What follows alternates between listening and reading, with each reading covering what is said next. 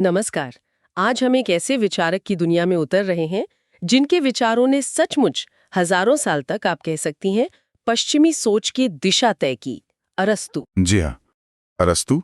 उन्हें अक्सर पश्चिमी दर्शन का जनक कहते हैं। और कभी-कभी तो सिर्फ द फिलोसोफर कहा जाता है, जैसे कोई और था ही नहीं। बिल्कुल, ये अपने आप में उनके कद को दिखाता है। हमारी आज की ये जो गहरी पड़ताल है, ये आधारित है एक यूट्यूब स्क्रिप्ट पर जिसका शीर्षक है अरस्तू, पश्चिमी दर्शन के जनक। अच्छा। हमारा मकसद है ये समझना कि आखिर अरस्तू के विचारों में ऐसा क्या था कि वो विज्ञान, तर्कशास्त्र, नैतिकता, राजनीति, मतलब हर चीज पर इतने छा गए। और क्या 2000 साल से भी ज्यादा समय बाद आज भी उनकी बातें हमारे लिए कोई मायने रखती हैं? ये बहुत जरूरी सवाल है। जरा सोचिए, एक अकेला इंसान जिसकी लिखी बातें सदियों तक ज्ञान का आधार बनी रहीं। तो चलिए इसे खोलकर देखते हैं। आइए जरा इसे समझते हैं कि अरस्तू कौन थे और क्यों वे आज भी इतने महत्वपूर्ण हैं। ये वाकई कमाल की बात है, जैसा आपने कहा। एक तरफ उनके गुरु थे प्लेटो, जो आदर्शों और अमूर्त विचारों की दुनिया में ज्यादा रमते थे। हाँ, फॉर्म्स की दुनिया। जी। और दूसरी तरफ अरस्तू थे, जिन्होंने कहा रुको, पहले जमीन पर जो दिख रहा है उसे तो समझें। उनका जोर वास्तविक दुनिया के अवलोकन पर था, अनुभव पर, चीजों को बांटकर समझने पर। अच्छा। यहीं से उनकी सोच की एक अलग धारा शुरू होती है, जो प्लेटो से थोड़ी हटकर थी। और उनका असर सिर्फ फलसफे तक नहीं रहा। नहीं, बिल्कुल नहीं। तर्कशास्त्र, जीव विज्ञान, भौतिकी, खगोल विज्ञान, राजनीति, साहित्य, नैतिकता, शायद ही कोई ऐसा ज्ञान का क्षेत्र हो जिसे अरस्तु ने छुआ ना हो और उस पर अपनी गहरी छाप न छोड़ी हो। तो थोड़ा उनके जीवन को देखें ताकि समझ सकें कि ये सोच बनी कैसे। अरस्तू का जन्म 384 ईसा पूर्व उत्तरी ग्रीस में हुआ था। जी। स्तागिरा नाम का एक छोटा शहर था उत्तरी ग्रीस में। और दिलचस्प बात यह है, जैसा आपने शायद पढ़ा होगा, उनके पिता मैसेडोन के राजा के निजी चिकित्सक थे। हाँ, क्या इसका कोई असर पड़ा होगा उनकी सोच पर? आपको क्या लगता है? निश्चित रूप से पढ़ा होगा। देखिए, उस माहौल में बड़े होने का मतलब है कि बचपन से ही जीव विज्ञान, शरीर रचना और वैज्ञानिक अवलोकन का एक अप्रत्यक्ष परिचय मिला होगा। अच्छा, मतलब एक प्रैक्टिकल अप्रोच। हाँ, एक प्रैक्टिकल अप्रोच। ये चीज उनके बाद के कामों में साफ दिखती है। खासकर जीव विज्ञान में जो उन्होंने वर्गीकरण का काम किया, वो अभूतपूर्व था उस जमाने के लिए। वो चीजों को सिर्फ दार्शनिक नजरिए से नहीं, बल्कि एक वैज्ञानिक की तरह देखने की तरफ भी झुके थे, ऐसा कह सकते हैं। फिर 17 साल की उम्र में वो एथेंस आ गए। एथेंस तो उस समय ज्ञान का केंद्र था। बिल्कुल, ज्ञान का गढ़ था। और वो प्लेटो की प्रसिद्ध अकादमी में शामिल हो गए। ये तो बहुत बड़ी बात रही होगी। प्लेटो उस समय के सबसे बड़े दार्शनिक थे। जी हाँ, और अरस्तु वहां 1-2 साल नहीं, बल्कि लगभग 20 साल रहे। 20 साल? हाँ, 20 साल प्लेटो जैसे गुरु के साथ बिताना, ये अपने आप में एक बहुत गहरा बौद्धिक अनुभव रहा होगा। उन्होंने प्लेटो के विचारों को गहराई से समझा, आत्मसात किया। लेकिन सिर्फ नकल नहीं की। नहीं, बिल्कुल नहीं। वो सिर्फ अनुयायी बन के नहीं रहे। धीरे धीरे उनके अपने मौलिक विचार विकसित होने लगे, खासकर वास्तविकता की प्रकृति को लेकर, ज्ञान कैसे प्राप्त करें, इन सब बातों पर। अच्छा। प्लेटो जहां अमूर्त रूपों, फॉर्म्स को परम सत्य मानते थे, वहीं अरस्तु का जोर इस दुनिया के ठोस चीजों और उनके अध्ययन पर बढ़ता गया। मतलब यहीं फर्क शुरू हो गया था। और प्लेटो की मृत्यु के बाद का दौर भी काफी महत्वपूर्ण रहा उनके जीवन में। उन्होंने एथेंस छोड़ा। जी। और कुछ समय बाद मैसेडोन के युवराज, जो बाद में सिकंदर महान बने, उनके शिक्षक नियुक्त हुए। हाँ, अलेक्जेंडर द ग्रेट। एक दार्शनिक का दुनिया के भावी विजेता का गुरु बनना, ये तो उनके कद और प्रतिष्ठा को जबरदस्त तरीके से दिखाता है। बिल्कुल। ये सिर्फ अकादमिक ज्ञान की बात नहीं रह गई थी।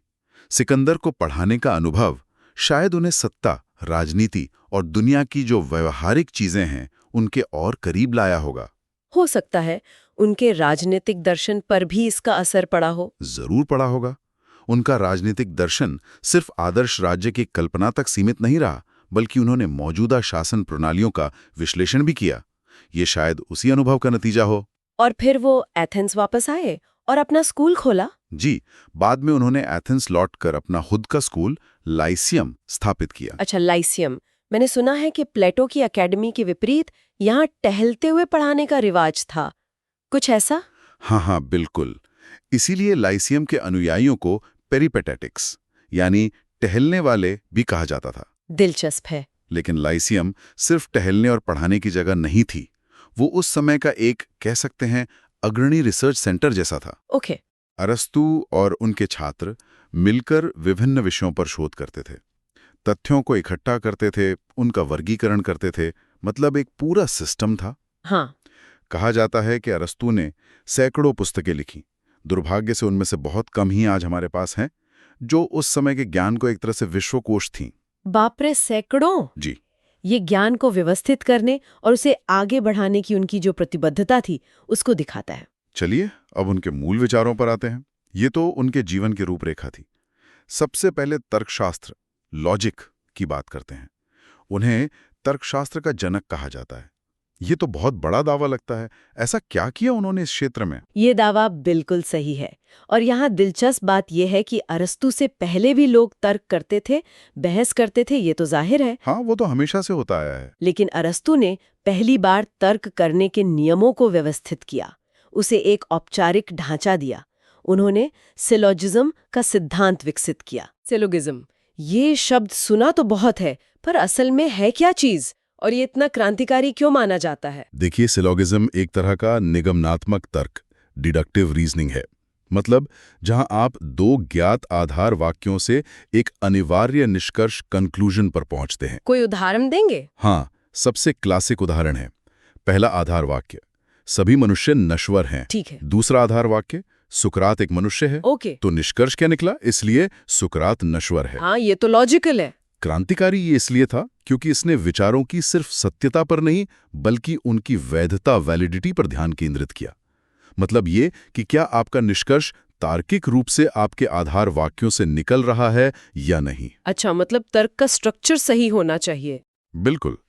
ये सोचने के तरीके को व्यक्तिपरक राय से हटाकर एक वस्तुनिष्ठ प्रक्रिया की ओर ले जाने वाला एक बहुत बड़ा कदम था। इसने पश्चिमी विचार प्रक्रिया की नींव रखी कि कैसे सही ढंग से सोचा जाए, कैसे किसी तर्क को परखा जाए। तो ये सिर्फ दर्शन के लिए नहीं हुआ, फिर ये तो किसी भी तरह की बहस या वैज्ञानिक पड़ताल के लिए एक तरह का टूल बन गया। एकदम सही। और यही अवलोकन और वर्गीकरण का नजरिया क्या उनके वैज्ञानिक कामों में भी झलकता है? हाँ, बिल्कुल। उनका तर्कशास्त्र का काम और उनका वैज्ञानिक काम, आप कह सकते हैं, एक ही सिक्के के दो पहलू हैं। व्यवस्थित सोच और व्यवस्थित अवलोकन। उन्होंने जीव विज्ञान में जो काम किया वो उस जमाने के हिसाब से अभूतपूर्व था। उन्होंने सैकड़ों जानवरों और पौधों की प्रजातियों का अध्ययन किया। सैकड़ों? जी, उनकी शारीरिक रचना, उनका व्यवहार, वो कहाँ रहते हैं, इस आधार पर उनका वर्गीकरण किया। उन्होंने भ्रूण के विकास का अध्ययन किया। ये सब उस समय हो रहा था जब दुनिया को समझने के लिए ज्यादातर मिथकों और कही सुनी बातों का सहारा लिया जाता था। सही बात है। अरस्तु ने अनुभवजन्य साक्ष्य, यानी जो देखा जा सकता है, परखा जा सकता है, उस पर जोर दिया। ये एक तरह से आधुनिक विज्ञान की नींव रखने जैसा था। कमाल है। तर्कशास्त्र, विज्ञान और फिर नैतिकता, एथिक्स पर भी उनका बहुत गहरा काम माना जाता है। उनकी किताब निकोमाखियन एथिक्स बहुत प्रसिद्ध है। जी, बहुत ज्यादा। इसमें वो खुशी या एक अच्छे जीवन की बात करते हैं, है ना? हाँ, अरस्तु के अनुसार मानव जीवन का जो अंतिम लक्ष्य है वो यूडमोनिया प्राप्त करना है। यूडिमोनिया? हाँ, इसका अनुवाद अक्सर खुशी, हैप्पीनेस किया जाता है, लेकिन ये सिर्फ पल भर की खुशी या मजा नहीं है। अच्छा, तो फिर क्या है ये? यूडिमोनिया का मतलब है एक फलता फूलता जीवन, ह्यूमन फ्लोरिशिंग, अपनी पूरी मानवीय क्षमता को विकसित करना, एक सार्थक और उद्देश्यपूर्ण जीवन जीना। ये ज्यादा गहरा मतलब है। ओके, एक सार्थक जीवन। और ये यूडेमोनिया हासिल कैसे होती है अरस्तु के हिसाब से? अरस्तु कहते हैं सद्गुणों का अभ्यास करके। सद्गुण यानी चरित्र की जो उत्कृष्टताएं होती हैं, जैसे साहस, न्याय, उदारता, संयम। और यहीं पर उनका एक और मशहूर विचार आता है, गोल्डन मीन, यानी स्वर्ण मध्य मार्ग। गोल्डन मीन, ये सुनने में बहुत संतुलित लगता है, लेकिन इसका मतलब क्या है? क्या हर चीज में बस बीच का रास्ता अपना लो? नहीं नहीं, ये कोई गणितीय औसत नहीं है कि बस बीच में आ जाओ, बल्कि ये दो अतिवादों के बीच का सही संतुलन है जो स्थिति के अनुसार तय होता है। अच्छा, स्थिति के अनुसार। जी, हर सद्गुण दो अवगुणों के बीच स्थित है। एक तरफ है कमी और दूसरी तरफ है अधिकता। कोई उदाहरण देके समझाएंगे प्लीज? जरूर जरूर। जैसे साहस का सद्गुण लें। ठीक है। एक तरफ है कायरता, जो डर की अधिकता है और आत्मविश्वास की कमी है। दूसरी तरफ है लापरवाही या अंधाधुंध जोखिम लेना, जो डर की बहुत ज्यादा कमी है और आत्मविश्वास की बहुत ज्यादा अधिकता है। हाँ, मतलब बिना सोचे समझे कूद पड़ना। बिल्कुल। साहस इन दोनों के बीच का संतुलन है। सही समय पर सही कारण से, सही तरीके से डर का सामना करना और जरूरी जोखिम उठाना। अच्छा। इसी तरह उदारता, जेनरोसिटी, कंजूसी, स्टिंजिनेस और फिजूल खर्ची, एक्स्ट्रावैगेंस के बीच का संतुलन है। समझ गई। ये एक व्यवहारिक ज्ञान है, प्रैक्टिकल विजडम, जिसे अरस्तु फ्रोनेसिस कहते हैं। यही हमें सिखाता है कि किसी खास स्थिति में सही संतुलन क्या है। ये तो आज भी कितना प्रासंगिक लगता है, खासकर आज की दुनिया में जहां हर तरफ अतिवाद दिखता है, विचारों में, व्यवहार में, भावनाओं में भी। बिल्कुल। संतुलन साधना वाकई एक कला है।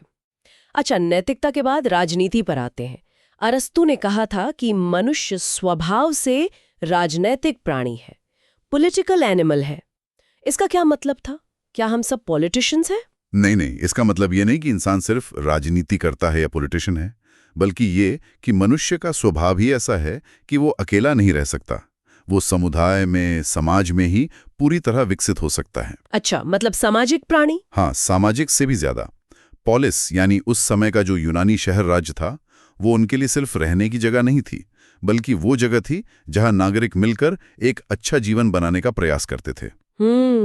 व्यक्ति का नैतिक और बौद्धिक विकास समाज के बिना अधूरा है, ऐसा वो मानते थे। इसीलिए वो मानते थे कि राजनीति का उद्देश्य सिर्फ व्यवस्था बनाए रखना नहीं है, बल्कि नागरिकों को एक अच्छा और सद्गुणी जीवन जीने में मदद करना है। ये तो बहुत ऊंचा लक्ष्य है राजनीति का। जी हाँ। और उनकी किताब पॉलिटिक्स में उन्होंने क्या किया, किस बारे में है वो? पॉलिटिक्स में उन्होंने विभिन्न प्रकार की शासन प्रणालियों का विश्लेषण किया, जैसे राजतंत्र, कुलीन तंत्र, लोकतंत्र। उनके शुद्ध और भ्रष्ट रूपों की पहचान की, उनके गुण दोष बताए। ओके। उन्होंने ये भी पता लगाने की कोशिश की कि एक स्थिर और न्यायपूर्ण राज्य के लिए क्या जरूरी है। नागरिकता, कानून, शिक्षा, संपत्ति जैसे मुद्दों पर भी उन्होंने गहराई से विचार किया। और अगर हम इसे एक बड़ी तस्वीर से जोड़ें तो ये किताब पश्चिमी राजनीतिक चिंतन के लिए एक आधारशिला बन गई। आज भी जब हम सरकार के रूपों पर, नागरिकता के अधिकारों और कर्तव्यों पर या समुदाय के महत्व पर बात करते हैं, तो कहीं ना कहीं अरस्तु के विचारों की गूंज सुनाई देती है। तो हमने तर्कशास्त्र देखा, विज्ञान में उनका योगदान, नैतिकता, राजनीति, उनका प्रभाव वाकई बहुत बहुत व्यापक था। अब इस सब को समेटते हुए देखते हैं कि उनका स्थायी प्रभाव क्या रहा। मतलब ये विचार सदियों तक कैसे जीवित रहे और कैसे फैले, ये अपने आप में एक कहानी होगी। हाँ, ये कहानी भी बहुत दिलचस्प है। देखिए, पश्चिमी रोमन साम्राज्य जब खत्म हुआ तो उसके बाद यूरोप में ग्रीक ज्ञान का एक बड़ा हिस्सा लगभग खो गया था। अच्छा, तो फिर बचा कैसे? अरस्तु के कार्यों को अरबी और सीरियाई विद्वानों ने सहेज कर रखा। उन्होंने उनका अनुवाद किया, उन पर टीकाएं लिखीं। इब्न सीना, एविसेना और इब्न रुश्द एवेरोज जैसे इस्लामी स्वर्ण युग के जो महान विचारक थे, वो अरस्तु से गहरे प्रभावित थे और उन्होंने उनके विचारों को न सिर्फ बचाया बल्कि आगे भी बढ़ाया। वाह, ये तो कमाल की बात है जी। और फिर ये ज्ञान वापस यूरोप कैसे पहुंचा? मध्य युग में, खासकर 12वीं और 13वीं शताब्दी में, जब इन अरबी अनुवादों और टीकाओं का लैटिन में अनुवाद हुआ, तो यूरोप के बौद्धिक जीवन में जैसे एक क्रांति सी आ गई। अच्छा।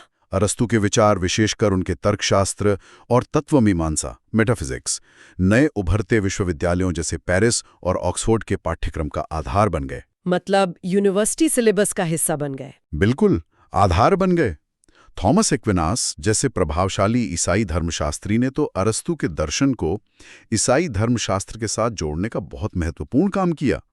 अरस्तु सचमुच द फिलॉसफर बन गए, जिनके विचारों पर पूरी मध्ययुगीन शिक्षा व्यवस्था टिकी हुई थी एक तरह से। यानी उनका प्रभाव सिर्फ एकेडमिक जगत तक ही सीमित नहीं रहा, बल्कि उसने पूरे पश्चिमी समाज की सोच को एक ढांचा दिया।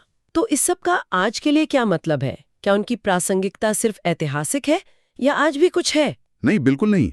ये सच है कि विज्ञान के कई क्षेत्रों में अरस्तु के कुछ विशिष्ट निष्कर्ष, जैसे भौतिकी या खगोल विज्ञान में, वो अब गलत साबित हो चुके हैं। जाहिर है, विज्ञान आगे बढ़ गया है। हाँ, वो तो होना ही था। लेकिन उनकी पद्धति, अवलोकन पर जोर देना, चीजों का वर्गीकरण करने का महत्व, तर्क की भूमिका, ये आज भी वैज्ञानिक सोच का अहम हिस्सा हैं। जीव विज्ञान में जो टैक्सोनॉमी है, यानी वर्गीकरण विज्ञान, उसकी जड़ें तो अरस्तु तक जाती हैं। ओके। नैतिकता में सद्गुण या सद्गुण नीति, जो चरित्र और सद्गुणों पर ध्यान केंद्रित करती है, वो आज भी एक प्रमुख नैतिक सिद्धांत है और वो अरस्तु से ही प्रेरित है। राजनीतिक दर्शन में समुदाय का महत्व, नागरिकता की भूमिका और एक अच्छे शासन की खोज पर उनके विचार आज भी बहस और प्रेरणा का स्रोत हैं। उनका औपचारिक तर्कशास्त्र तो आज भी लॉजिक और कंप्यूटर साइंस तक की पढ़ाई का हिस्सा है। तो संक्षेप में कहें तो अरस्तू सिर्फ एक प्राचीन दार्शनिक नहीं है जिन्हें हम बस इतिहास की किताबों में पढ़ें। बिल्कुल नहीं। वो एक ऐसे विचारक थे जिन्होंने ज्ञान प्राप्त करने के तरीके जैसे तर्क और अवलोकन, जीवन जीने का उद्देश्य, यूडिमोनिया और सद्गुण, और समाज को समझने के ढांचे, राजनीतिक प्राणी पॉलिस के बारे में कुछ बहुत बुनियादी और स्थायी सवाल उठाएं और उनके जवाब देने की गहरी कोशिश की। एकदम सही कहा आपने। उनकी विरासत सिर्फ उनके दिए गए जवाबों में नहीं है, बल्कि उनके पूछे गए सवालों में और उनके द्वारा विकसित की गई विश्लेषण की विधियों में भी है। उन्होंने हमें सिखाया कि दुनिया को ध्यान से देखो, तर्क का इस्तेमाल करो, संतुलन खोजो और एक सार्थक जीवन की तलाश करो। ये सब जानने के बाद एक सवाल मेरे मन में आ रहा है। अरस्तु ने ज्ञान के लिए सावधानीपूर्वक अवलोकन पर और अच्छे जीवन के लिए गोल्डन मीन यानी संतुलन पर बहुत जोर दिया। एकदम सही। जी बिल्कुल। आज की दुनिया को अगर हम देखें, और यहीं पर एक सोचने वाली बात यह है कि आज की दुनिया को देखिए, सूचनाओं का जैसे विस्फोट है, हर तरफ ध्रुवीकरण है, लोग अक्सर बहुत जल्दी अतिवादी विचारों की ओर खिंच जाते हैं। हाँ, ये तो है। ऐसे में अगर व्यक्ति और समाज दुनिया को समझने या अपने निर्णय लेने में अरिस्तु के इन दो मूल सिद्धांतों यानी ध्यान से चीजों को परखना, अवलोकन, और अतिवाद से बचकर संतुलन खोजना, गोल्डन मीन को ज्यादा गंभीरता से अपनाएं, तो हमारे नजरिए और शायद हमारे समाज पर इसका क्या असर पड़ सकता है, ये वाकई सोचने वाली बात है।